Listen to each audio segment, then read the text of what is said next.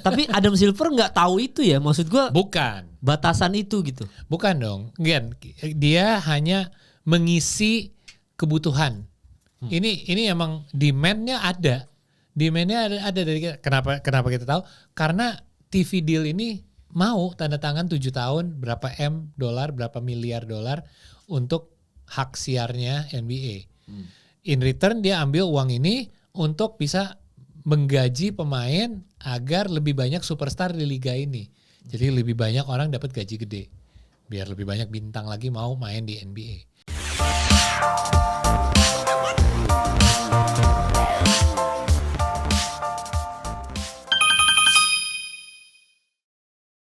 Buat fansnya Jamoran, dari kemarin kan kita selalu bilang, wah Jamoran nih mulai menghilang nih. Alhamdulillah, London game itu main di London atau Berlin tuh? Berlin ya? Berlin London dia nggak main. Yang London ya? Iya London. Berlin itu game ke-6 kalau nggak salah dia beruntun absen karena cedera kan. Cedera sama sempat ada rumor atau gosip. Itu waktu mereka sampai Berlin kalau nggak salah ya. Saat mereka nyampe ke Berlin ada latihan dia sama salah satu pemain dari benchnya Vince Williams itu ada yang ada inilah obrolan antara mereka, katanya sih ribut. Iya. Tapi ada ini. Apa itu? Ada akun IG yang gue nemu. Iya. Dia ini followernya gak gitu banyak tapi ya cukup banyak lah. Iya. Tapi nggak yang jutaan, kayak puluhan ribu. Iya. Tapi dia itu spesialis ngambilin video-video dan dia tuh kayaknya dia emang orang yang bisa ini deh, mungkin dia emang bisa specialty baca ini lip reading, lip service. lip service. Lip service mah presiden ya. Enggak apa, tapi gara-gara tadi gue mention presiden, tipis aja nih. Ini ada pertanyaan dari netizen nih. Tipisnya sebelum kita bahas Jamoran, karena gue yakin pas kita bahas Jamoran nih agak panjang nih pasti.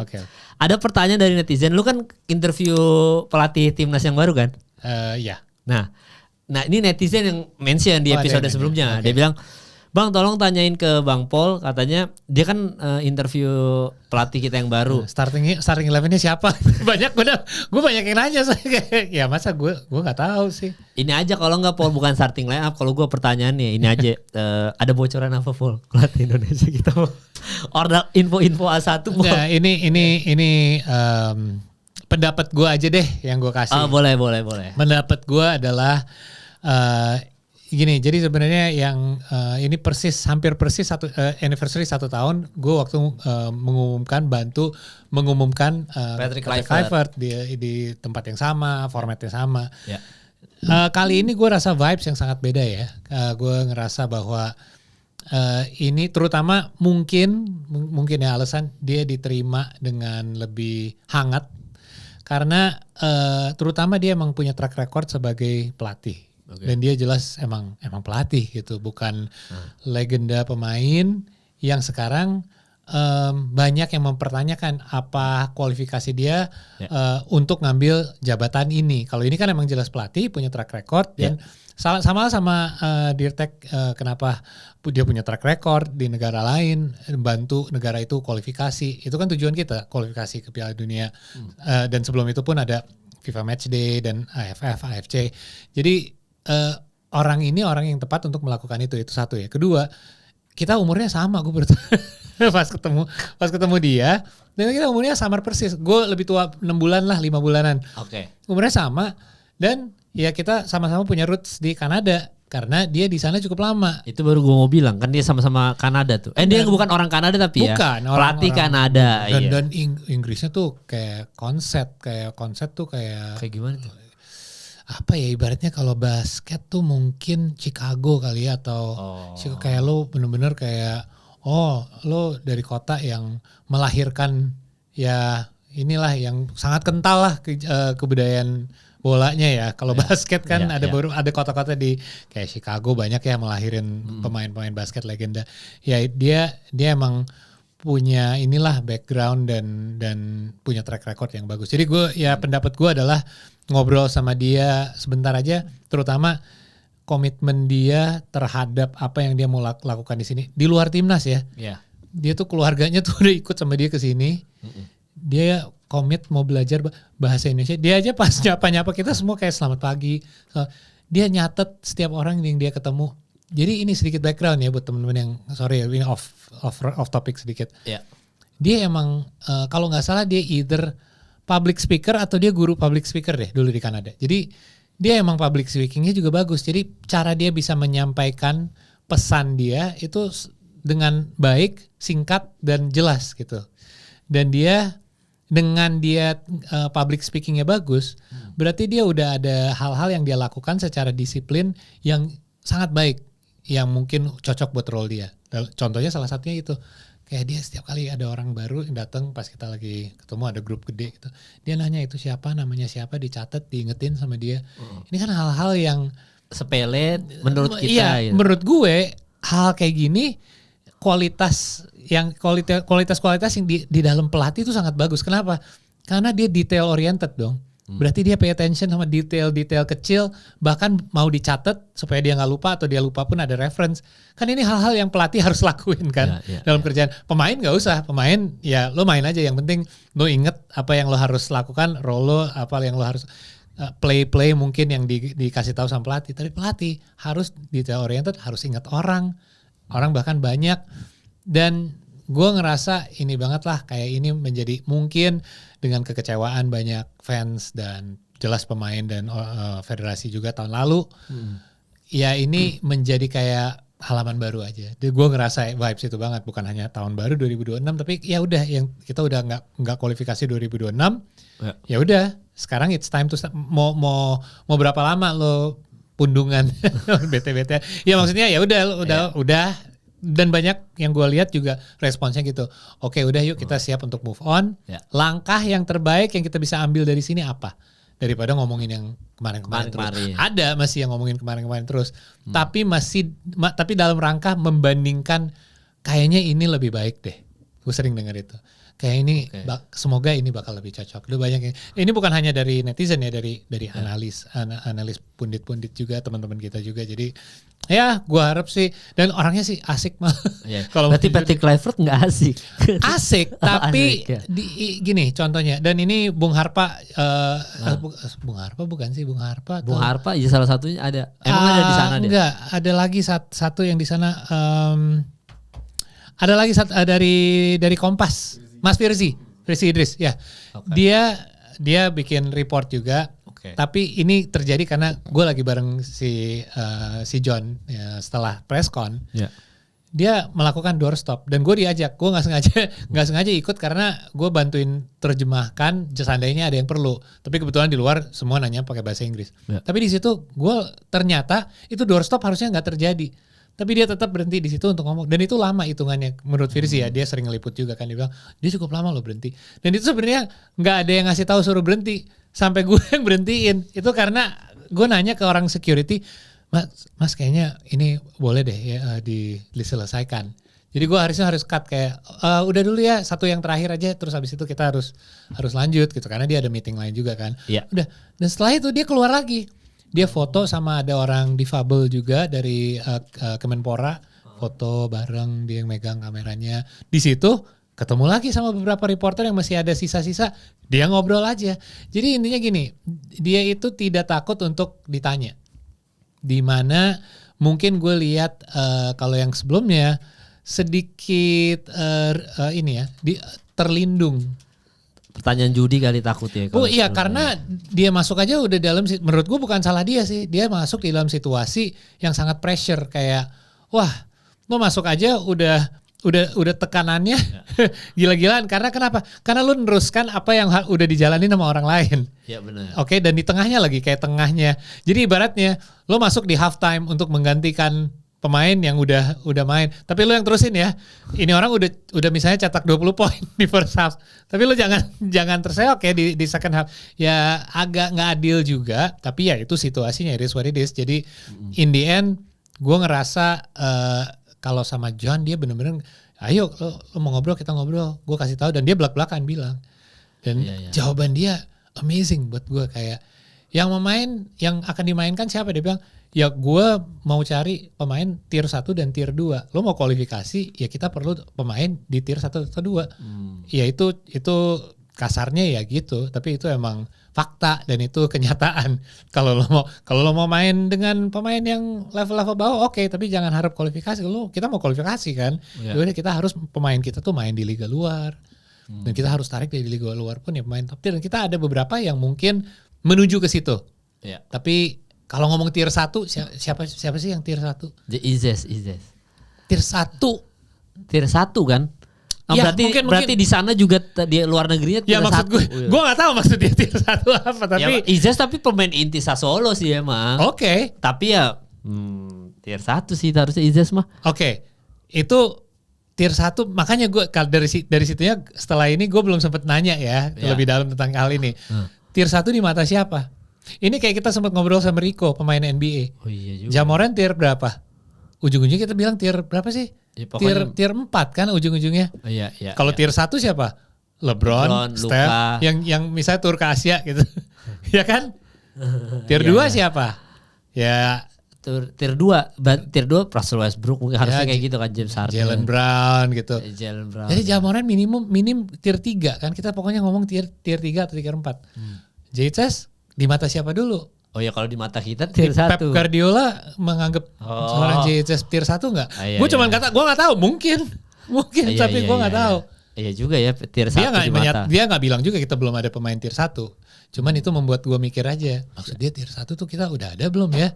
Benar. Lo nanya gitu juga benar. Itu pertanyaan di kepala gue. Siapa yang dia maksud kayak kita ada pemain yang udah main di sana? Iya. Apakah MLS Martin Pass walaupun udah kelihatannya lagi udah gak dimain, apakah dia tier 1 karena dia main di Dallas? Iya. Tahu kan? Ya menarik aja. Menarik. Tapi memang berarti ini perbedaan signifikan antara Clifford sama siapa namanya, John siapa? Hurtman. Nah si John gitu udah akrab. Jadi soal detail-detail tadi ya dan cara jawabnya dan tidak takut ditanya apa-apa, itu tadi yang signifikan yang lu berasa ini bedanya. Gue ngerasa signifikan karena fans jadi mendapat transparansi yang mereka ingin. Selama ini gue merasa tuh fans ingin transparansi. Dan dengan pelatih seperti ini yang udah dari awal udah ngasih jawaban yang cukup jelas dan clear, dan ditanya sebanyak apapun dia terus jawab. Orang udah merasa dari awal aja udah ini orang udah ada sebuah goal yang jelas di otaknya dan dia sepertinya tahu caranya gimana untuk bisa menuju ke situ.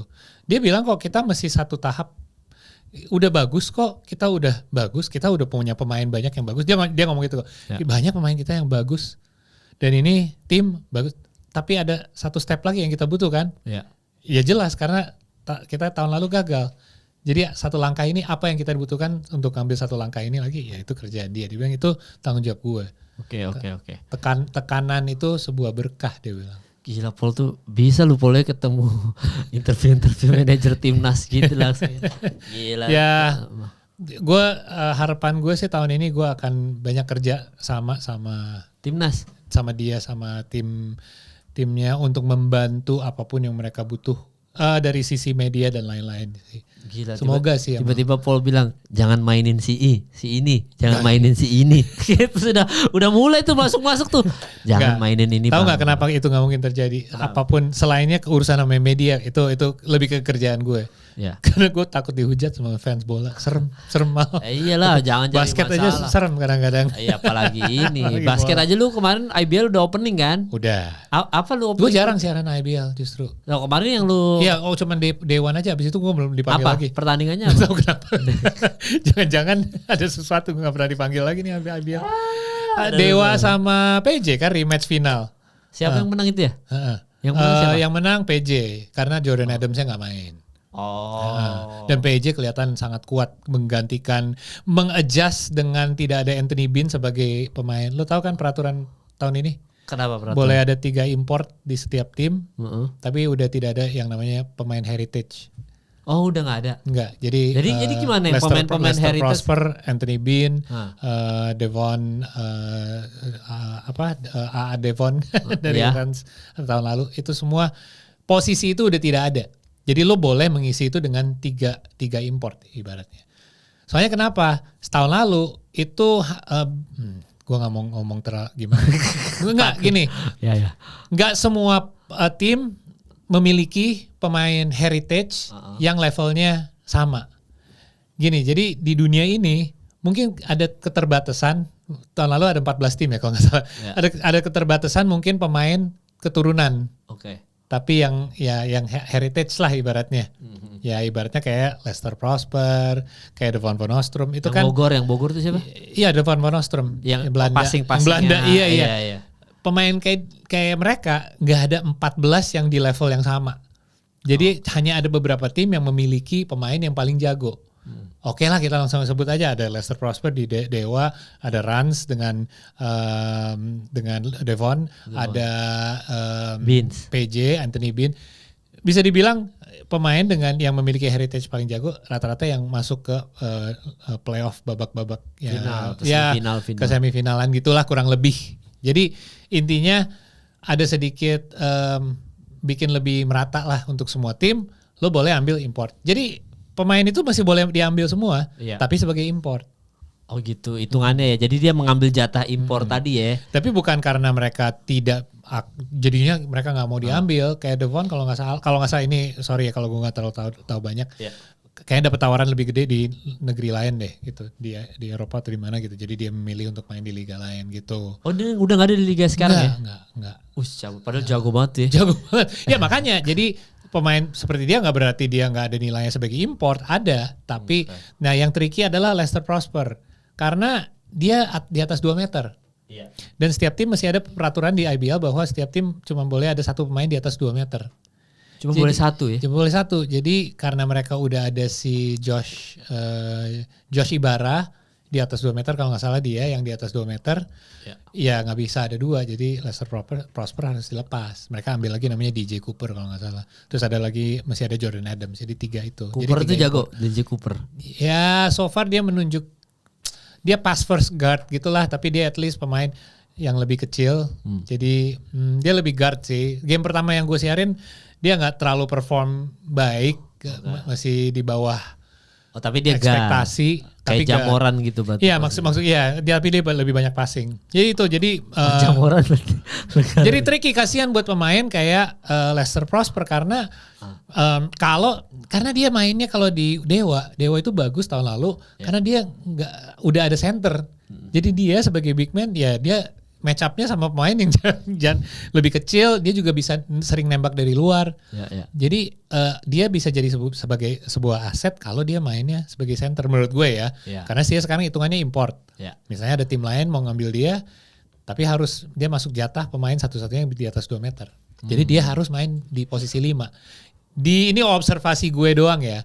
Gue tidak melihat bahwa dia terlalu nyaman main di center. Dia lebih suka bisa main face up gitu. Lebih kayak Anthony Davis lah.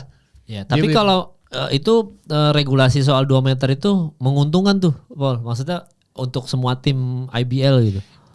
Karena gimana ya, biar fair aja kali ya, biar nggak ada tiga tiba-tiba lu ngambil 3 asing, 3-3-nya 2,1 meter gitu ya. Tembok Cina gitu ya. Tapi jadinya ada sebuah blueprint yang temen gue bilang, tahu nggak sih asing yang paling cocok buat IBL antara 195 ke 198 cm. Mereka bisa main post up tapi bisa shooting juga dan handle bola. Itu jadi blueprint untuk asing yang bisa sukses di IBL. Dan gue mulai observasi lama-lama, iya juga sih. Itu yang jadi kayak apa ya, yang jadi nilai plus banget. Kalau lo agak fit ke dalam blueprint itu, lo cocok banget jadi salah satu asing di tim IBL. Di tim IBL ya. Ya, jadi itu dia seputaran IBL. Dan tadi pertanyaan netizen soal kepelatihan baru Indonesia nih ya, tim Indonesia ya. Pertanyaannya apa sih? Tolong tanyain bang gimana apa ya, gue lupa itu episode sebelumnya sih.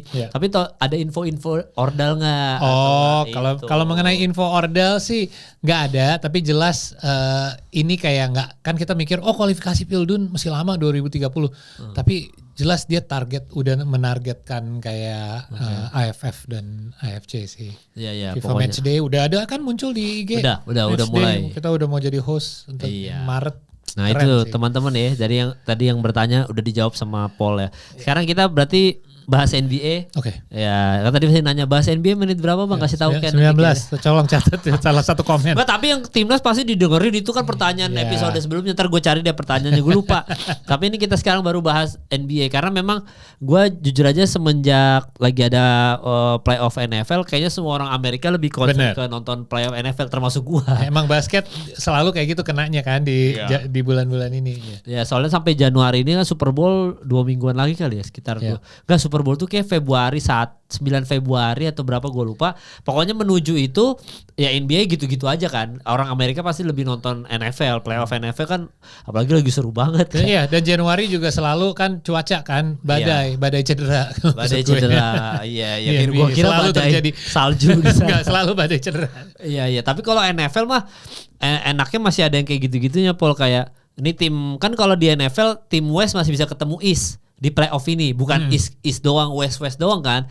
Jadi kayak NFC, kemarin AFC kan kalau ya itu. NFC AFC. Nah kemarin si Los Angeles Rams kan melawan, aduh gue lupa lagi lawan siapa Rams tuh ya. Denver Broncos. Kok Denver Broncos sih? Jadi Rams itu ketemu, anjing gue lupa lagi, astagfirullah sampai lupa. Rams itu ketemu di tempat dingin. Okay. Jadi orang Los Angeles ini main di tempat salju-salju ini. Iya. Nah, jadi banyak banget yang komentar netizen yang dia bilang si QB-nya kan namanya Stafford kan. Si Stafford tuh bilang, Stafford tuh kenapa ya kok turnover terus, apa tangannya masih kedinginan karena lu biasa tropis di Los Angeles gitu, Paul. Lu lihat ini enggak klipnya Tom Brady? Yang latihan lagi pakai jas. Tapi tangannya nyari pemanas tangan mulu. Iya. Dia orang bilang itu muscle memory, itu dia habis lempar nyari.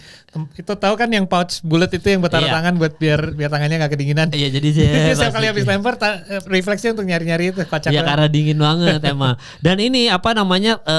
Gue tuh baru ingat kan kalau Denver tuh termasuk yang mile high lah gitu. Yeah.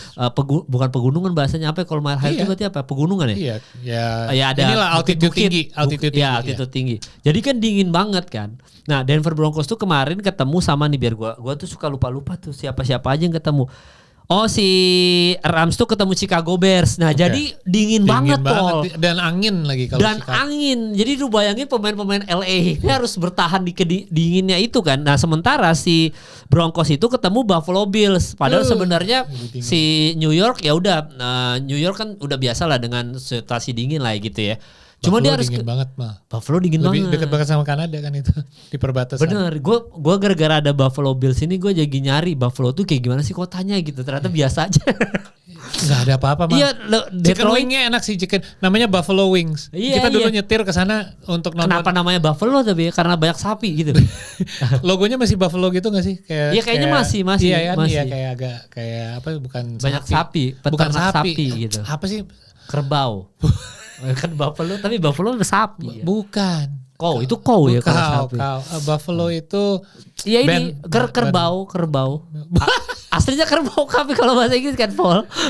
Aduh, gue pernah ngobrol sama temen gue tentang ini, capek deh ini. Buffalo Bills. Buffalo itu yang lebih gagah lah, nggak kerbau. Apa sih? Aduh, banteng. Iya kayaknya lebih bull kan, banteng mah bull. Bulls, Chicago Bulls. Ya Buffalo. Nih gue Kijang apa Kijang? Kagak, Kijang sama rusa sama enggak ya? Bego banget kita. Deer, kalau rusa deer. Ya, nah Kijang. Ribet kan? Kijang kayaknya cuma ada di Indonesia doang nih. Makanya Toyota bilang enggak ada Kijang aja di sini. Iya, sapi itu cow, ya kan? Buffalo itu kerbau, di atasnya sapi lebih gede. Lebih gede, Paul. Kita terus kata nanti goblok kayaknya. Enggak, kerbau itu ox. Iya. Ya pokoknya Buffalo berarti lebih. Gue lihat sih kan lagi, kenapa lu nggak pada Google aja sih? Iya, tolong Google. Nggak, tapi ya gitu, maksudnya ternyata gue baru search Buffalo tuh kotanya kayak gimana. Ternyata Buffalo tuh bener-bener biasa. Detroit tuh lebih biasa, ini lebih biasa lagi ya. 11-12. Sorry gue pernah kedua-duanya, soalnya dua-duanya lu bisa nyetir dari perbatasan Niagara Falls, itu nggak jauh. Kita ke sana biasanya ada tujuan.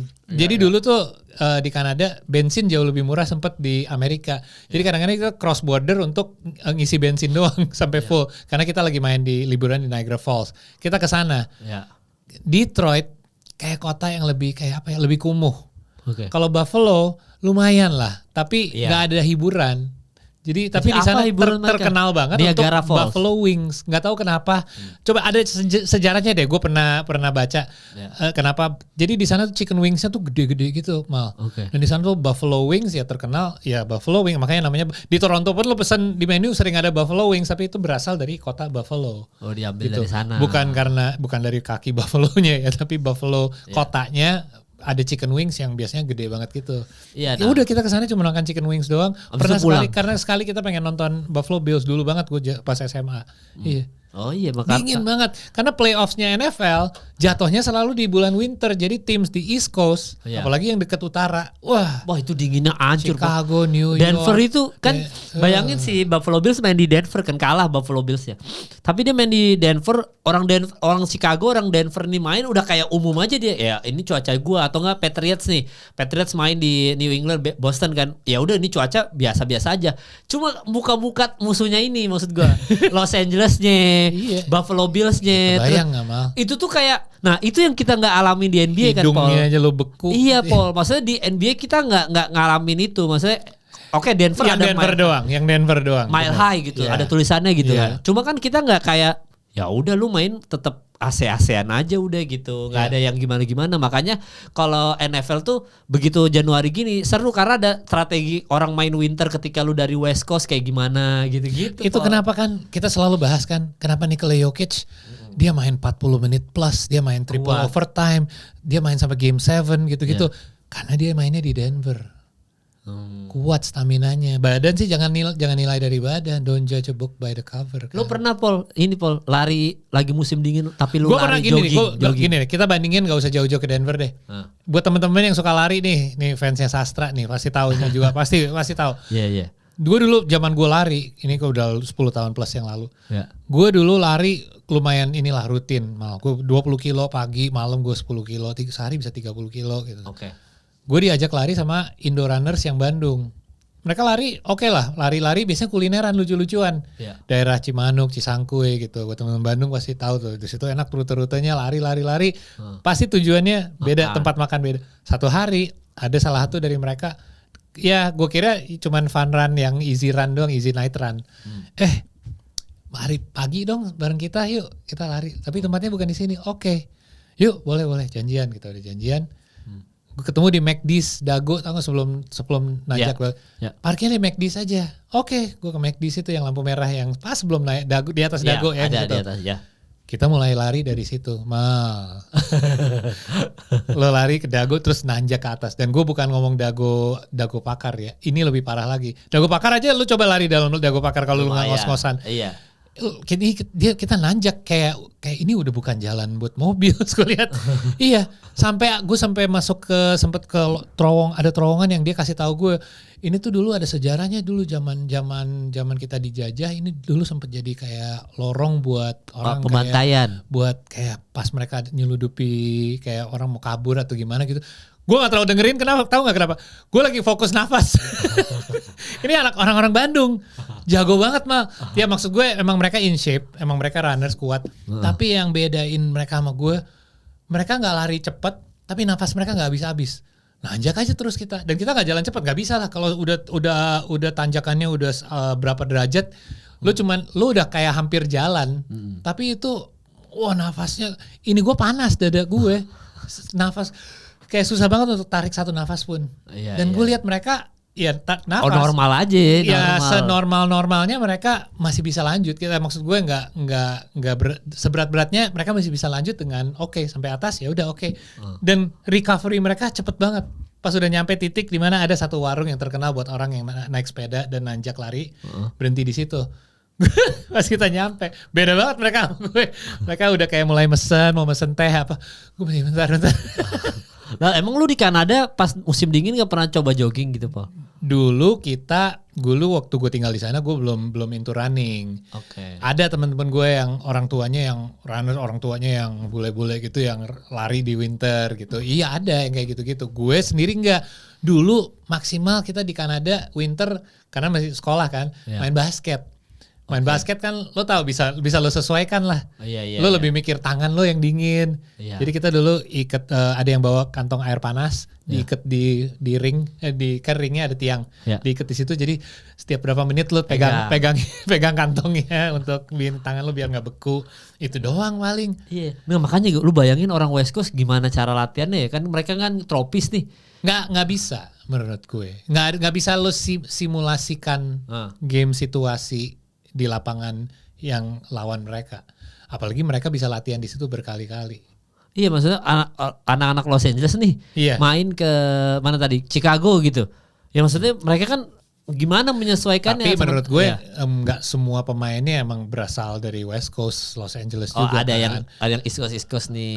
Pemain mereka kan berasal dari kayak NBA, berasal dari mana-mana juga. Ya udah biasa dingin. Ada yang dulu pernah main di college level mungkin di East Coast. Jadi nggak tiba-tiba satu tim ke sana kayak Summer Boys gitu yang nggak tahu apa-apa terus pasti ngapa nih dingin banget, enggak lah ya, tapi jelas ada home field advantage buat yang terbiasa untuk latihan di kondisi seperti itu. Gila tuh Chicago, Denver hancur, makanya nih NBA gara-gara ada playoff NFL kan jadi gue nggak terlalu orang Amerika juga dan gue akhirnya kebanyakan nonton NFL nih karena streamingnya langsung berjejer gitu kan. Kalau NBA tuh kan setiap hari ada Paul ya, hampir setiap hari pertandingan gitu. Kalau NFL tuh cuma weekend doang gitu.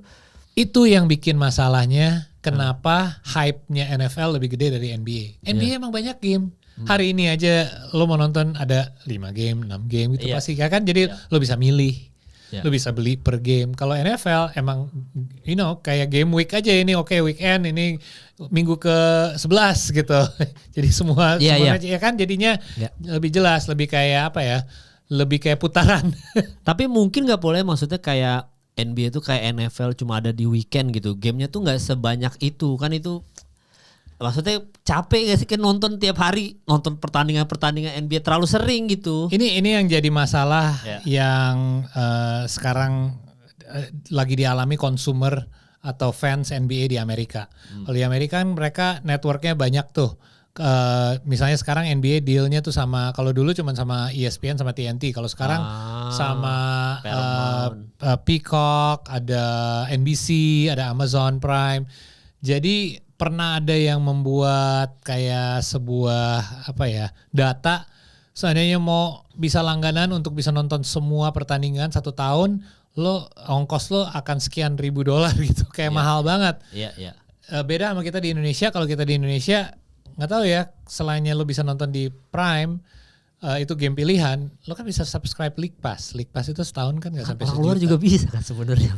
Orang luar. Nggak, tapi kenapa harus aja itu? Tapi kalau League Pass di luar negeri, ada kota-kota yang mereka kena blackout deh Mal kalau nggak salah. Lo tau kan blackout games? Masa Paul? Jadi gimana tuh? Blackout games itu di mana misalnya network itu punya sindikasi di kota itu dan itu home kota lo nggak bisa nonton di League Pass. Harus ke stadion. Lo harus nggak separah itu. Lo harus nonton di network TV-nya kota itu. Jadi mereka yang megang haknya, something like that lah. Gue juga kurang ngerti. Tapi ada yang namanya kena blackout. Jadi misalnya lo tinggal di Atlanta, lo bisa nonton game-game lain. Tapi saat lo mau nonton home game Atlanta itu lo harus nonton melalui network TV yang memegang hak di kota itu. Something like that ya pokoknya. Iya. Dan ini sih. Termasuk mahal ya. NBA ini termasuk mahal. Makanya enakan yang paket kan kalau sebulan 500.000 Paul. Berapa Paul? Setahun ya itu dia maksud gue kalau lo setahun masih not bad Mal, di bawah 1.900.000 ya walaupun itu 945.000. Tapi sebulan itu 500.000 Mal. Anjir. Sebulan. Sebulan. Itu all access ya, tapi berarti satu game doang 35.000. Berarti kalau lo ada langganan 2 bulan mending lo setahun, iya gak sih? Karena udah 1 juta. Iya, udah 1 juta.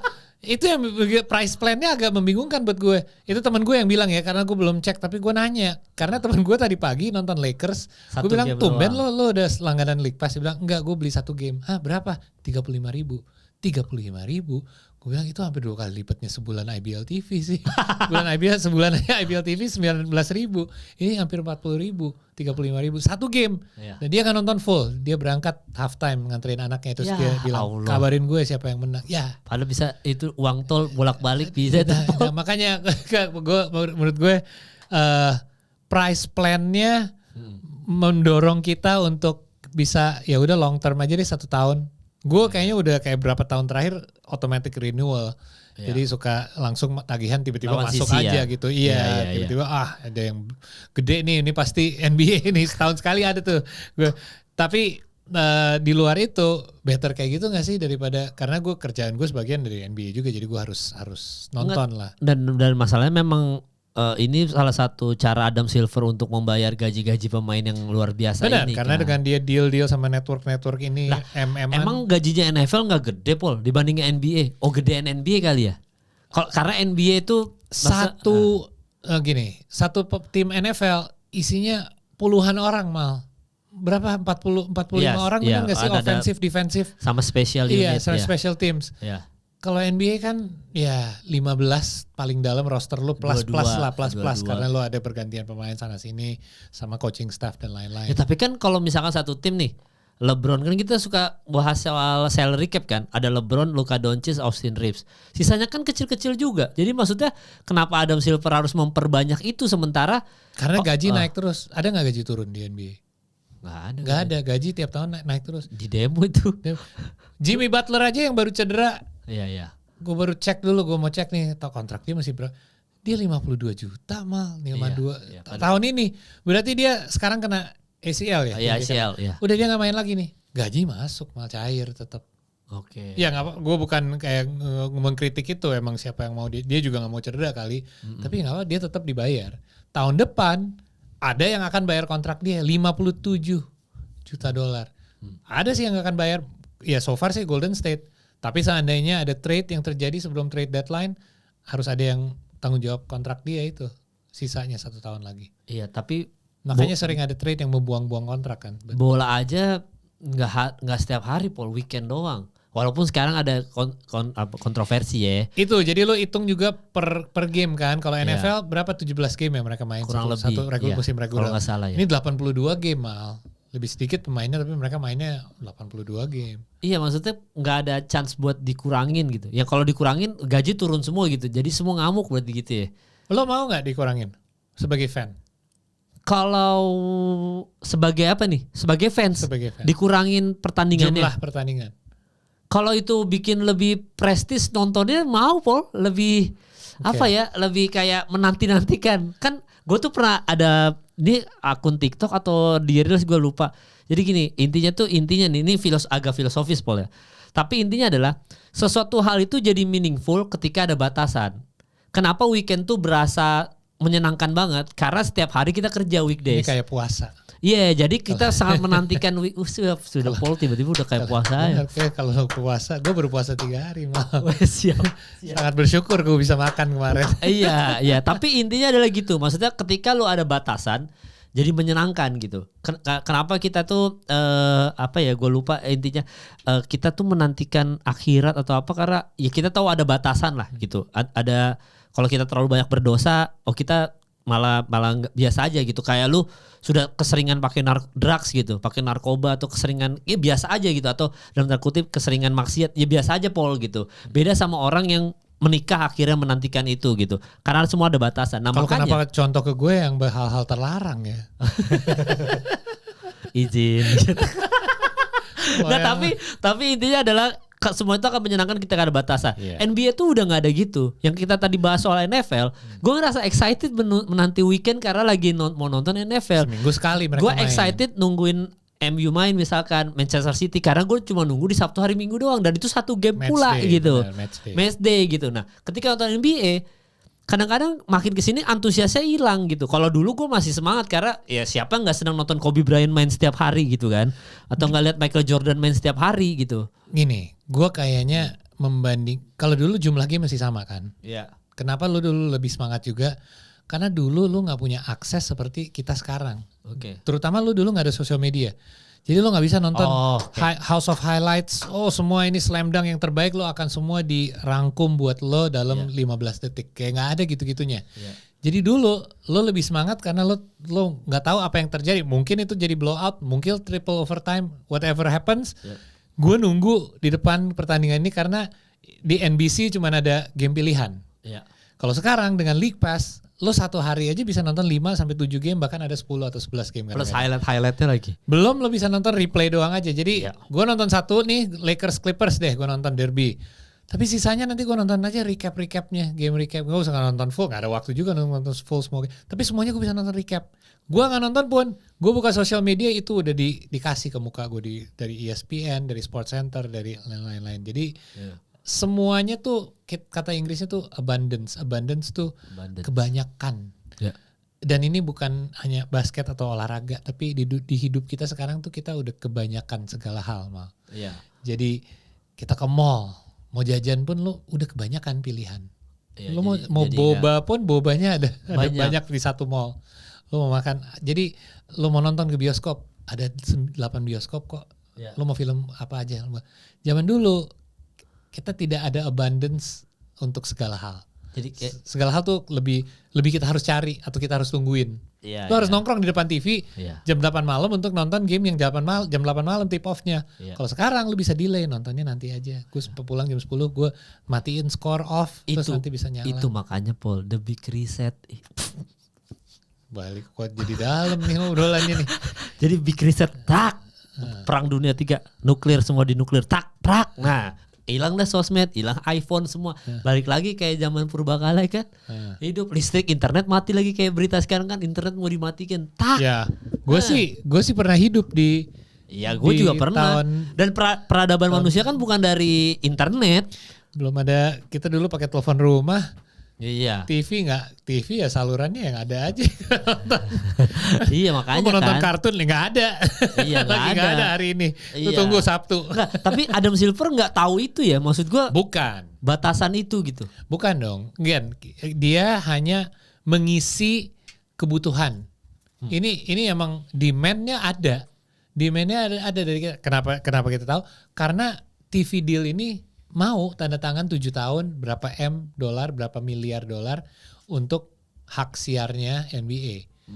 In return dia ambil uang ini untuk bisa menggaji pemain agar lebih banyak superstar di liga ini. Jadi lebih banyak orang dapat gaji gede. Biar lebih banyak bintang lagi mau main di NBA. Ini kenapa kita kemarin ada game di Berlin sama itu kenapa di tadi di tengah udah musim? bahas belum sih? Nggak ada, belum. Buat teman-teman yang nggak tahu, kita tadi ada masalah teknis jadi agak kekat. Belum. Oke. Jadi di Berlin ini diadakan 2 game untuk pertama kali di musim reguler, Berlin sama di London. Dan ini kita udah bahas soal NBA Europe yang bakal kejadian itu kan, 2027. Jadi itu akan terjadi di tahun 2027 dan ada kemungkinan besar yang gue baca adalah Barcelona sudah komit mau jadi sebagian dari NBA Europe. Tapi Madrid nggak mau. Di mana Real Madrid masih tetap di Euroleague. Jadi seandainya ada perpecahan antara dua organisasi raksasa olahraga ini, apalagi di basket, kalau di bola masih ada tim-tim lain kali ya. Kalau dari basket ini bakal jadi perpecahan yang bakal jadi divisi yang bisa jadi buruk lah buat perbasketan di sana. Anyway, dengan entusiasnya nonton ini bukan yang main bukan Lakers dan OKC Golden State, atau bukan Steph Curry. Ini yang main Memphis sama Orlando loh. Yang dimana Jamoran orangnya baik. Game pertama pun main. Game pertama dia nggak main. Cuma datang pakai fur coat putih, rantai-rantai. Yang game pertama Berlin kan?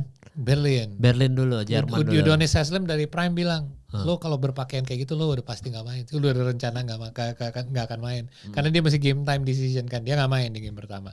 Game kedua gacor kayak kalau lo bilang sih kata lo. Iya. Bagus di London. Dan ini penonton full dari awal ya. Full sama dari ada awal. Asap-asap kabut. Yang bisa kalau nggak salah tiket yang dijual 17.000 bisa menduduki coba harus cek deh. Maksudnya stadion ini yang Uber sama coba lo cek deh Uber Arena kapasitas karena itu full kapasitas 17.000 benar gue. Iya benar ya. Benar 17.000 kok. 17.000 tiket yang terjual berarti 17.000 penonton. Full. Yang cari tiket untuk pertandingan itu 250.000 orang. Itu info dari NBA. Oh dari NBA. Oh karena lu dari Prime ya. Iya. Dan yang hadir antara 17.000 orang itu beragam kewarganegaraannya dari 62 negara berbeda.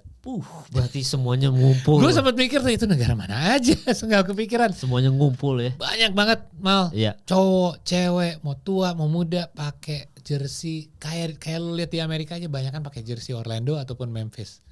Itu menjadi game pertama Berlin lebih jadi game kandang untuk Orlando karena jelas ada Franz Wagner sama Mo Wagner. Iya. Sama ada Tristan da Silva yang ternyata gue juga baru tahu dia kelahiran Jerman tapi bukan di Berlin. Kalau Franz dan Mo itu kelahiran emang dari Berlin mereka. Gila sih mereka di interview bilang ya gue gedenya di sini nih ada jalan-jalan ini di dekat stadion. Oh udah Akamsi. Tristan da Silva lahiran Munich. Yang nge-host di lapangan sebelum pembukaan Dirk Nowitzki. Steve Nash sama dia berdua sebelum game ditanya gimana Steve, nanyanya ke Steve, what's it like to walk around with Dirk, kayak gimana rasanya jalan-jalan sama Dirk di Jerman. Dia bilang gue kayak porter dia sih, kayak tukang bawa tasnya. Semua orang ngeliat Dirk ya dia siapa, tapi beda pas di London mereka berdua nge-host lagi Steve Nash yang didewa-dewain. Iya. Karena dia ternyata orang tua di Inggris. Iya kan dia jago main bola, Pol. Makanya. Maka sebelum Kanada, ya kan. Benar. Tapi memang dan ini membuka peluang bisnis lagi ya ketika ngelihat ternyata antusias orang Eropa segitu banyaknya gitu. Dan ini mungkin juga yang memberikan impact kepada Ja Morant main bagus di London kali karena dia ngelihat wah kok gue di support segini banyak orang. Di post game interview gue nggak pernah lihat Ja Morant main kayak gini musim ini. Ya. Bahkan Anthony Black tuh di situ kan yang apa? Dia di Berlin. Itu yang di Berlin. Nah, maksudnya di rangkaian ini kan. Rangkaian ini di Berlin itu the Anthony Black game lah bisa dibilang karena dia slam dunk di atas 4 orang itu. Amerika Eropa berapa lama, Pol? Kurang lebih 17 jam ada kali ya? Kan PR-nya itu ya. Maksudnya kalau ketika nanti Europe game datang ini gitu. Apa kan di sana. Jadi mereka punya liga di sana. Oh, jadi enggak ada traveling Amerika back and forth. Ini jadi namanya NBA Europe. Oh ya, jadi pada tim-tim di sana. Oh, tapi pemain NBA tetap main di NBA yang tim ada Memphis Grizzlies-nya sana gitu. Enggak. Terus akan ada Barcelona. Oh, masa Barcelona lawan Levante. Iya. Tim-tim dari sana benar, tim dari sana. Jadi NBA Europe yang liga ini masih liga ini. Oh iya, tapi sesekali main nih. Tidak tutup kemungkinan nanti buka peluang satu hari bisa ada intercontinental match ya, antara dan itu juara NBA sama juara NBA Barcelona Europe ketemu jadi Liga Champion. Iya. Kita nggak tahu lah itu nanti kedepannya kayak gimana. Tapi menurut gue kita ada beberapa hal yang harus dipikirkan. Terutama kalau Real Madrid sama Barcelona pecah itu jadi aneh sih di Eropa. Buat orang-orang Eropa banyak yang menyatakan itu. Yang kedua, apakah nanti akan ada yang lo bilang penyerapan pemain-pemain Eropa balik lagi ke Eropa? Iya. Misalnya Luka Doncic maunya udahlah gue di sana aja. Jokic jelas dah. Ya. Kita udah bahas tuh ya yang mau stay di sana siapkan aja. Siapkan kuda gue pulang. Wagner juga di sana aja. Iya, maksudnya jelas kalau lihat resepsi untuk Franz dan Mo Wagner sih, disorakin satu stadion gila sih ya. Tapi Ja Morant juga, kan ini Anthony Black game tadi kan. Ja Morant iya. Karena dia bilang pasti post game interview dia player of the game lah karena dia 23 poin 11 assist atau berapa. Dia halftime aja udah double mal. Jadi emang mainnya sangat bagus, selebrasi mulu, selebrasi yang grenade, selebrasi yang bowling. Enjoy. Samba, enjoy banget, senyum-senyum, ketawa dan digantikan oleh Thomas Isalo dengan gaya pergantian pemain Eropa, dia style of play yang sempat bentrok sama Ja Morant pun Ja Morant gak masalah. Gue kira ini dia nih Ja Morant lagi panas-panasnya masuk 3 point 2 kali diganti langsung. Diganti. Gue pun juga kecewa kayak orang lagi panas sih lo ganti. Siapa nama pelatih tadi, Pak? Thomas Isalo. Dari Memphis Grizzlies. Karena kan si Isalo menerapkan ini Pol ya. Sistem kepelatihan kayak tim Eropa ya. Jadi kayak hoki. Kayak futsal. Kayak futsal. 5 ganti 5. Itu yang bikin Ja Morant selek kan awalnya konflik. Pas dia mulai menggantikan Taylor Jenkins tahun lalu, dia mulai nggak cocok nih. Kenapa? Karena permainan dia adalah dia maunya cepet selalu. Jadi pemain baru. Jadi mainnya dalam. Walaupun dia banyak pemain Memphis cedera loh, Scottie Pippen Jr. gak main, Zach Edey, banyak lah yang tidak bisa dimainkan, tapi tetap dia bisa main line up change, dalam banget dia main timnya. Gue ngerasa Ja Morant bakal bete lagi nih, baru aja dia main bagus. Iya. Bagus loh dia main tiap kali masuk full energy. Berarti kan sebenarnya pass first, passing mulu. Itu tadi kan kita udah pernah bahas tuh yang dulu defense tuh effort aja, penting soal effort kan defense tuh. Kalau bukan bakat adalah tetap. Bener. Cuma effort lu mau nggak defense? Lebih besar di effort. Iya, nah offense juga ternyata bisa tuh. Berarti kan Jamoran effort aja kalau mau effort. Kalau gue bilang bukan effort. Kalau itu kan dia udah punya bakat. Lebih attitude mal. Attitude aja. Bukan effort, attitude. Attitude dia beda banget di London. Kayak gue lihat dia sangat, terutama dia tidak pelit untuk tidak maruk sama bolanya. Jadi dia nembak 2 kali 3 point, emang kebetulan dua-duanya masuk di awal. Tapi habis itu dia bukan kayak nembak-nembak terus, dia mulai distribusi. Dia udah double-double kalau nggak salah di half time deh. Jadi itu menunjukkan ke gue bahwa lah lo bisa kalau mau. Kayaknya Jamoran tuh pas di sana, wah akhirnya gue disorakin nih. Kalau di Memphis gue dibuin. Dia bilang gini, kalau Barcelona butuh point guard. Tiba-tiba buat NBA Euro tahun depan. Madrid butuh gak ya point guard? Dia gak mau main di Euroleague, dia maunya di NBA lah. Iya, tapi di NBA. Levante butuh point guard. Valencia butuh point guard kayak gitu. Espanyol. Iya, Espanyol. Nyari gitu ya. Kalau Real Madrid tetap di Euroleague. Real satu lagi apa? Sociedad, Real, Atletico Madrid deh. Bukan Real satu lagi, Madrid yang satu lagi. Atletico Madrid ada gak tim basketnya kalau ada? Ya, siapa tahu ya main ya. Atletico gak mau nyari nih. Nggak, karena kan mungkin selama ini dibilang anjing gue di Memphis dibuin terus nih sama penontonnya gitu ya. Karena udah attitude gue atau gue gak yakin itu terjadi. Lo yakin gak sih itu dia dibu sama? Enggak sih kalau itu enggak. Kalau Vinicius Junior belum iya. Vinicius Junior iya dibuin fans Real Madrid. Parah. Dia sama Bellingham, Mbappe sih enggak ya. Tapi Bellingham sama dia. Tapi kan itu gue sempat bahas juga sih di podcast bola gue ya. Nah tapi soal si bola ini dulu sebelum kita bahas itu. Si Vinicius tuh dibuin. Jadi kalau kita bahas di podcast bola, gue sih seneng sebagai fans sepak bola, sebagai fans olahraga ya. Ada pemain yang dibuin. Karena kalau kita pribadi, apalagi kalau kita ngomongin Jamoran, pemain itu kan kadang-kadang dibayar mahal sama klubnya. Maksudnya $1 juta 1 pekan doang gitu. Dan pemain itu bisa pindah-pindah. Beda sama fans. Fans itu ketika lu fans Real Madrid, lu fansnya Memphis Grizzlies, ya lu stay di Memphis. Ya bisa aja lu sama fans Los Angeles terserah. Okay. Tapi kan kalau tim lu jelek, ya lu tetap rakyat situ kan. Lu tetap orang Madrid, lu tetap orang Memphis. Makanya lu punya hak untuk buin. Udah lu dibayar mahal sama klub kota gua, sudah dari kecil udah di situ. Iya, gua dari kecil udah di situ, lu dateng apa segala macam. Itu makanya gua seneng yang ketika Salah didepak tuh sama Liverpool sempat ada kan, tapi udah baikan sekarang. Karena gua merasa bahwa nggak ada pemain mau legend apapun tapi tidak ada pemain yang bigger than the club. Karena sebelum Salah dateng, walaupun Salah legend, udah hitungannya legendnya Liverpool udah berdiri, Paul. Gitu. Jadi kalau lu mau buin itu haknya fans, karena orang Liverpool ya nggak bisa kemana-mana, nggak bisa lu tiba-tiba pindah Manchester. Oke, lebih bertingkah Jamoran atau lebih bertingkah Vinicius Junior? Lebih bertingkah orang yang marah-marah ke mensreanya Netflix Panji. Canda. Maaf. Terserah lah itu mau marah-marah sama mensreanya Netflixnya Panji, terserah lagi. Lebih 11-12 sama aja sih attitude-nya berdua. Ya mirip. Jamoran mirip bengal-bengalnya. Lebih layak dibu Mohamed Salah atau Giannis Antetokounmpo? Dua-duanya ingat ya, dua-duanya bawa juara ke kotanya.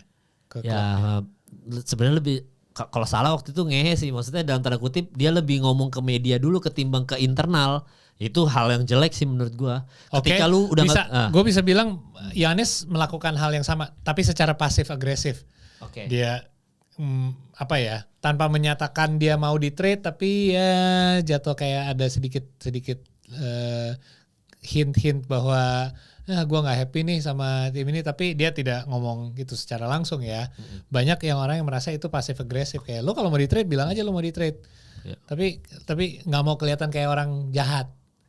Tetap mau good guy. Ya udah, kalau lo mau stay tapi lo mau stay tapi komplain mulu. Oke, lo mau dapetin apa? Mau dapet udah di aset kita sampai habis nih, udah rampas demi dapetin lo Damian Lillard nih.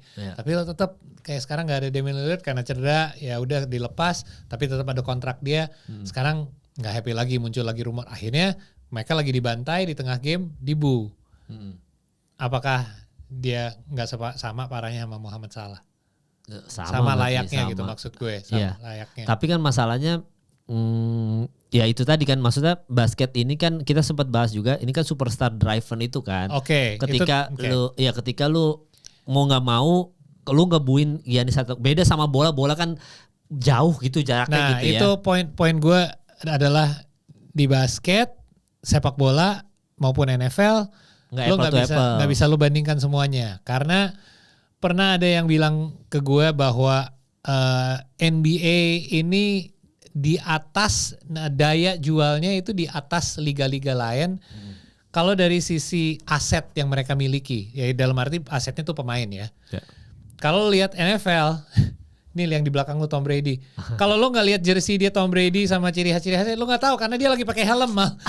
itu 11 pemain bisa. Lineman mirip semua, badannya gede-gede. Bisa aja buka helm Valentino Rossi karena nggak tahu kan. Tiba-tiba kayak ada yang pakai visor gelap lagi. Wah ini siapa nih? Kayak bukan lo nggak tahu dia siapa, jelas ada angka sama namanya Tom Brady gitu. Tapi lo nggak bisa jual muka ganteng dia pas lagi game. Lo bisa jual itu setelah lo endorse dia, endorse skincare kayak atau apa kayak setelah game. Tapi pas in game, aset yang paling bisa dijual adalah pemain basket. Bola pun walaupun nggak ada atribut helm dan lain-lain, tapi bola itu long shot, kebanyakan long angle shot. Oke, mungkin striker dapat lebih banyak ini close up. Coba kayak lo pakai central midfield atau defender wing kiri, kayak mungkin lu nggak terlalu banyak disorot gitu. Itu jadi dalam arti itu kenapa kata yang lu pakai superstar driven league itu benar ada di NBA. Adam Silver tahu ini.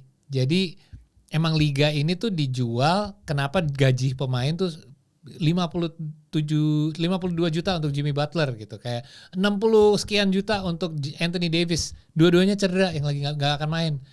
Sisa musim ini Jimmy Butler ACL, Anthony Davis lagi nggak main karena tangannya.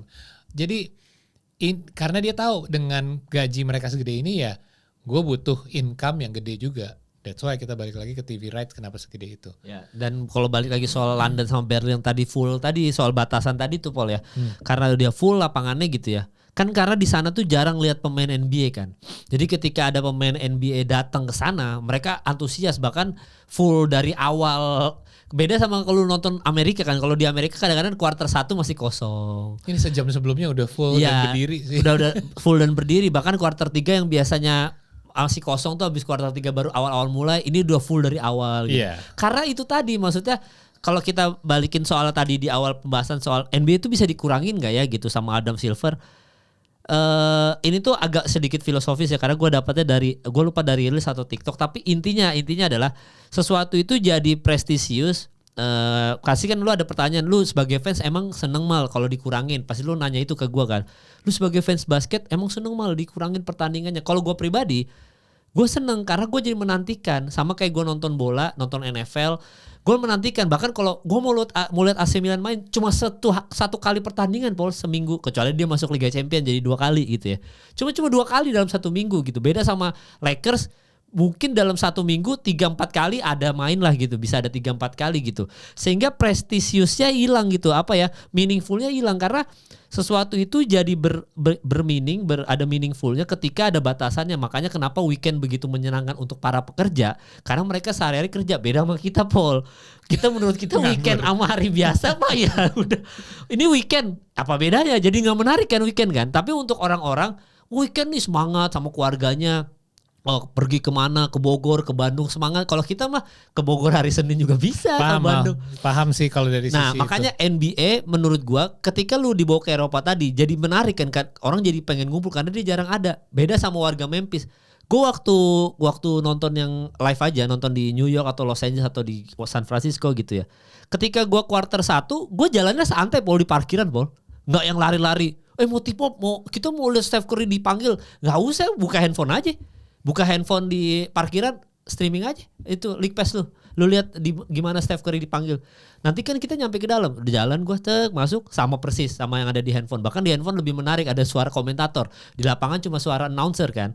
Habis itu ketika kuarter 3 ngapain gue? Ke toilet, beli hotdog, beli merchandise. Karena kan ya udah, di setiap store-nya kan semua ada TV dan ada suara. Bahkan kan kadang-kadang duduk gue agak jauh ya dari lapangannya. Dan itu hening ya, kayak kita nonton basket aja nggak ada suara apa-apa. Paling ya 3 point boy, Steph Curry, cuma gitu dong kan. Tapi kan kalau di situ lebih full, ada suara Dirk Nowitzki-nya, ada suara Steve Nash-nya, jadi lebih entertain lah gitu. Dan gue nonton aja Paul kayak diam gitu lama Paul sambil nyari-nyari jersey, bisa gitu Paul. Itu sengaja dilakukan sama mereka, ditaruh TV di mana-mana, di concession stand pas lo belanja jajan, supaya lo bukan hanya keluarin uang dari sisi tiket, tapi biar lo spending untuk merchandise, untuk gitu, concession, untuk gitu makan. Boleh. Itu yang sebenarnya gue sering bahas kenapa gue ngerasa, aduh gue harap sih stadion-stadion IBL akan membiarkan penonton bawa makanan ke tempat duduk deh. Itu kebudayaan kita juga harus lebih baik ya, untuk bisa nggak buang sampah sembarangan dan lain-lain. Tapi udah, lo ajak concession vendor yang benar-benar yang terkenal relatable sama anak muda, jangan sampai kopi yang orang suka. Iya, yang terkenal. Jangan cuma stand ke sana ujungnya cuma siomay lagi, bakso, apa es teh apa tuh teh-tehan. Iya pokoknya kalau sampai di sana kita beli soto ayam deh. Ujungnya itu deh. Iya, bukan produk-produk people known gitu ya, yang orang udah tahu lah apa gitu ya. Roti gamci kayak apa kayak. Ya, apa roti boy ya kan, atau enggak bread talk itu ya? minim banget lah, itu minimum ada lah itu, tapi yang lebih gaul lah, yang lebih yang lebih relatable sama anak kan muda. Kemarin Paul ya nonton yang si Tangerang House kan gue lagi mantau karena ya saya pindah ke sana aja gitu. Tangerang House juga call all tenants sudah kayak gitu-gitu kan, ngepost ya, semoga ada yang tenant datang walaupun nggak boleh makan di dalam ternyata ya, di luar juga ya. Itu maksud gue, kayaknya itu rules yang mungkin harus bisa diterapkan kalau stadion harap orang lebih banyak spending, terutama ngajak vendor. Tapi vendor mungkin gak tertarik untuk kesana karena mereka juga mikir, lu gak boleh bawa makanan ke dalam, ngapain gue jualan, orang gak bakal laku. Iya. Ngerti gak sih? Jadi ini semua siklus yang buruk gitu. Jadi seandainya stadionnya sendiri berubah peraturannya, let's say lu boleh bawa minuman ke dalam. Gue sebagai vendor juga mikir lagi, oke deh kalau gue jual minuman tapi minuman gue boleh dibawa, berarti rata-rata banyak nih yang orang yang bisa minum dan gak buru-buru diminum. Misalnya kopi, siapa juga mau langsung di strike kopinya, ya bisa dinikmati di dalam gitu. Bahkan LeBron saja lapiin bir kan ya waktu itu. Iya. Kalau kayak alkohol next level lah, mungkin Indonesia lebih susah untuk jualan alkohol. Tapi benar, kalau lu bisa orang boleh minum alkohol di situ, gue yakin full house sih. Tangerang Hawks tiba-tiba. Ya kalau boleh bawa kopinya ke dalam ya. Alkohol maksud gue. Wah jangan. Ya maksudnya lu jualan bir tiba-tiba full house sih. Ya, tapi yang nonton bukan warga lokal. Gak bisa. Tapi kita bahas ini juga, apa misalnya ini ide doang. Solo ya, Kesatria Bengawan Solo. Solo ciri khas makanannya apa sih? Sosis Solo, bukan bener? Waduh, kok sosis Solo? Gak tahu. Gue rada gak tahu kuliner soalnya. Ya kalau Semarang kan itu. Semarang, let's say Lumpia Semarang. Lumpia, Ya lu bikin kayak lu ajak vendor yang paling terkenal Lumpia Semarang. Ada deh satu. Iya, misalkan ya gue lupa namanya. Biar nanti orang yang menarik untuk traveling fans juga. Pasti ada lah traveling fans. Bandung, traveling Jakarta, banyak lah. Jadinya lo jualan jangan standar lah, setiap stadion sama gitu. Kita tuh gak pernah, kita waktu itu yang sebelum season mulai kita sempat bilang tuh, coba kita undang dong ownernya Tangerang Hawks ngobrol. Apa Junas aja, tanya-tanya Junas ya. Dia mau gak tuh ditanya kenapa gak diperlakukan seperti itu lapangan ya. Lo aja yang nanya, gue observasi doang. Lu kan anggota sekarang aja udah jarang dipanggil. Apalagi nanti Junasnya datang. Nembak pertanyaan yang iya malah tambah gak dipanggil ya. Nah tapi gitulah guys, maksudnya itu tadi kalau gue sih sebagai fans lebih seneng ketika pertandingan dibatasin. Dan lo pertandingan dibatasin nggak apa-apa, tapi menurut gue NBA harus, kalau itu emang akan terjadi, akan ada akan ada hal-hal yang mereka harus lakukan untuk kompensasikan secara finansial. Ya kekurangan revenue. Gimana caranya? Potong gaji kayaknya nggak mungkin. Mengurangi kenaikan gaji ke depan mungkin. Tapi cari revenue stream lain, mengincrease ini highlight. Karena kita bilang kan, maksudnya kita kalau dulu zaman Kobe, Michael Jordan, highlight kita terbatas gitu kan. Kita nggak bisa nonton replay, kita nggak bisa nonton apa. Kita harus nonton langsung pertandingannya hari itu juga di TV nasional gitu. Formatnya kan. NBA pun harus dirubah Mal. Karena kan sekarang wilayah. Tim di wilayah ketemu masing-masing 4 kali, 2 kandang 2 tandang kan, 2 home game masing-masing home away. Itu berarti kalau dikurangin game interconference 1-1 kan. Berarti lo harus cut, misalnya cut jadi berapa? 60 game. Berarti Ya harus dirombak total lah sistem NBA. Dan itu, wilayah pun mungkin harus dihapus. Dan itu Oladipo kan yang paling speak up kemarin-kemarin kan soal dikurangin, soal pemain pada cedera nih gitu-gitu kan. Gue nggak terlalu 100% percaya bahwa cedera ini karena 82 game. Gue lebih ke gaya hidup. Enggak, gaya main zaman sekarang. Oh, yang bikin cedera. Karena zaman sekarang permainan pemain yang main di NBA sekarang sudah mileage tuh gimana sih ngomong bahasanya? Mileage yang udah ada di sendi-sendi mereka, di tubuh mereka. Jadi gini, pemain NBA, pemain profesional yang main sekarang itu mulainya di umur yang jauh lebih muda dibandingkan pemain zaman dulu. Jadi mereka pas udah sampai titik profesional, menit main mereka total itu udah jauh lebih banyak. Jadi misalnya sendi-sendi atau joint mereka itu udah lebih di titik lebih rentan, lebih gampang untuk cedera dibandingkan pemain dulu di tahun kelima, masing-masing di tahun profesional kelima nih, tiba-tiba kena lutut. Kenapa zaman pemain zaman dulu di tahun kelima lebih jarang kena lutut? Karena mileage mereka total kilometer kalau mobil tuh udah di titik yang jauh lebih tinggi dibandingkan pemain zaman dulu. Karena pemain zaman sekarang dari kecil udah main, udah ada AAU, udah ada sebelum college, udah ada turnamen udah lebih banyak. Jadi di mana mereka udah pasnya di draft ke NBA aja, mereka tubuhnya udah jauh lebih banyak digunakan dibandingkan zaman dulu. Iya, kurang lebih gitu ya. Itu salah satu faktor juga lah kayak nggak cuma 82 game, ya zaman dulu nggak cedera. Bisa, dan gue bisa argue bahwa sport medicine, sport science lebih bagus sekarang dibandingkan dulu. Harusnya sedikit. Jadi harusnya lebih berkurang. Jadi caranya untuk recovery pasti lebih baik sekarang kan, itu udah kelihatan. Recovery untuk cedera yang dulu sih karirnya bisa selesai, sekarang malah bisa kembali lagi karena operasi zaman sekarang udah lebih canggih. Tapi kenapa cedera ini sering terjadi di tengah musim? Ya berarti bukan 82 game ya dong. Itu banyak kejadian di tengah musim juga. Iya. Apa yang jadi sepatu yang disalahin? Ya, berarti gaya mainnya ya.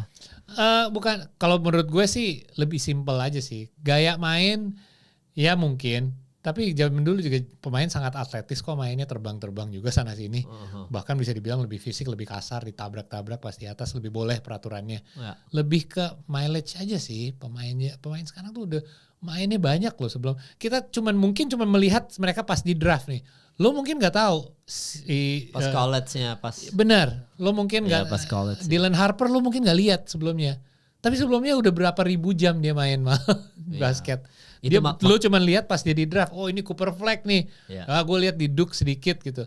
Tapi dia dari kecil udah main. Dan orang dari zaman sekarang tuh dari kecil banget udah disuruh main kayak Steph Curry suruh dribble bola. Kan lo lihat klipnya di IG. Zaman dulu kayaknya nggak sekecil itu deh orang main. Ya kan?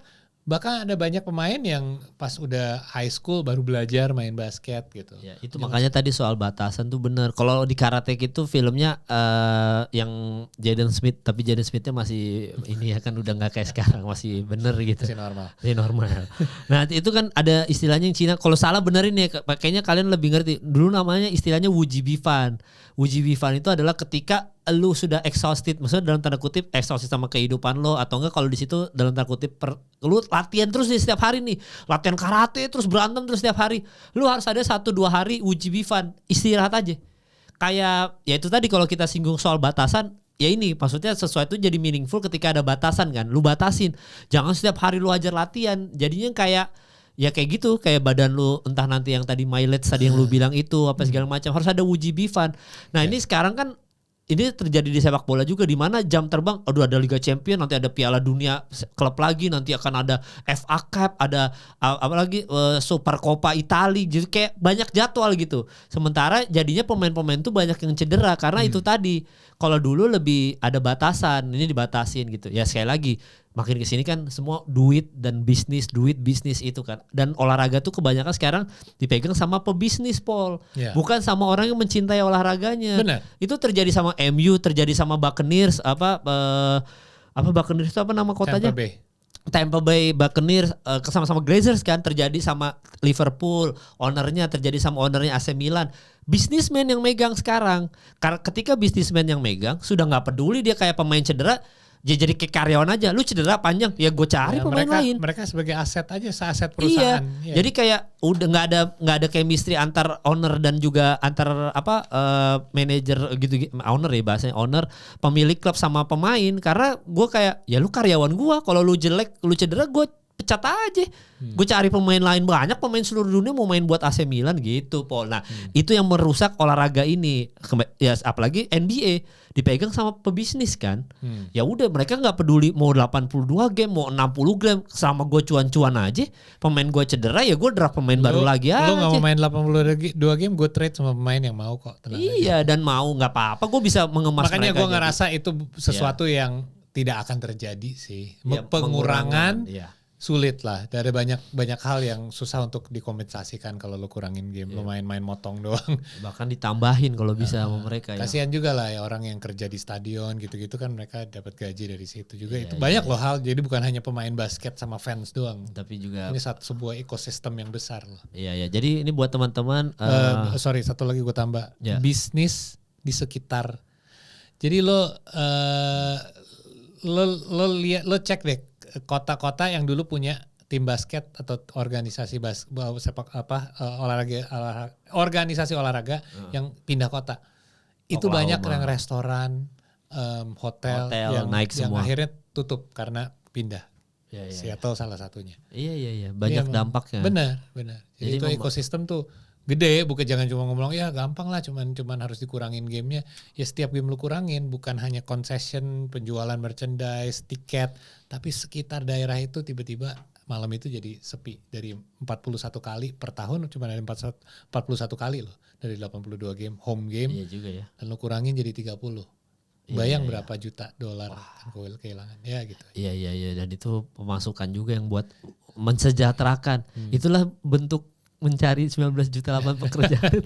Ngomong-ngomong Seattle, jadi ingat Iril. Enggak, tapi kalau itu nanti di next episode aja, Paul. Nanti soal Iril, soal J-Dub nih kan kebetulan karena minggu ini memang tidak ada yang signifikan berita kecuali jamuran tadi ya, soal London Games tadi dan Berlin. Nanti di episode selanjutnya kita bacain tuh komentarnya Iril plus balasan lu, Paul. Apa lu udah ada balasan yang cepat gitu? Udah ada? Ada. Oh udah, yuk. Kalau lu ini gua kira lu bakal panjang, enggak ya?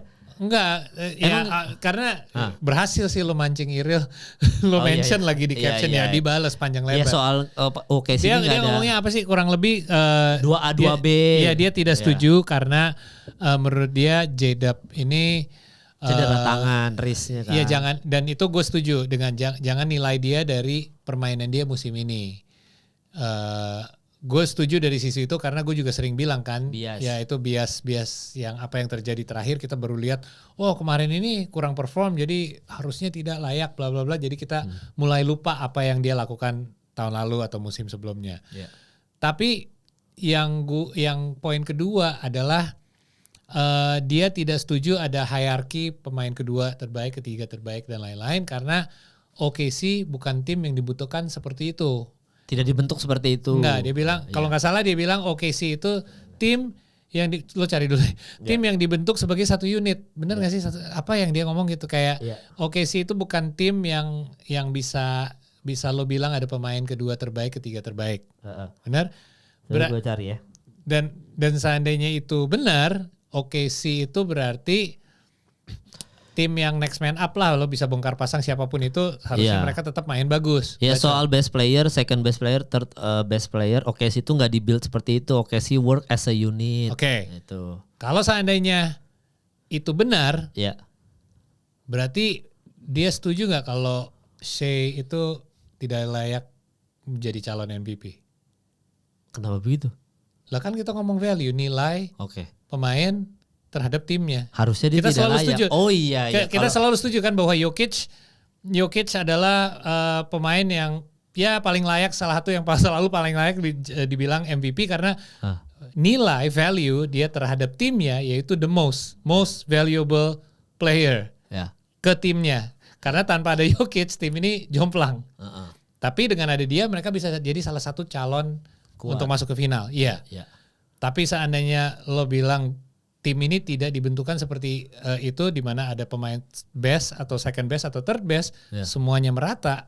Walaupun setiap pemain jelas, obviously dia juga punya role masing-masing. Setiap role ada yang lebih defense, ada yang, dan jelas SGA lebih offense lah ya. Dia bukan elite defender di tim itu, dia good defender juga. Dia main good team defense, tapi dia lebih ke offense-nya. Di atas 30 poin per game.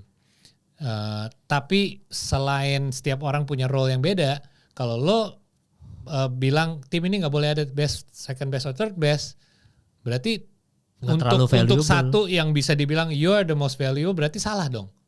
Soalnya kan nggak boleh ngomong itu kan.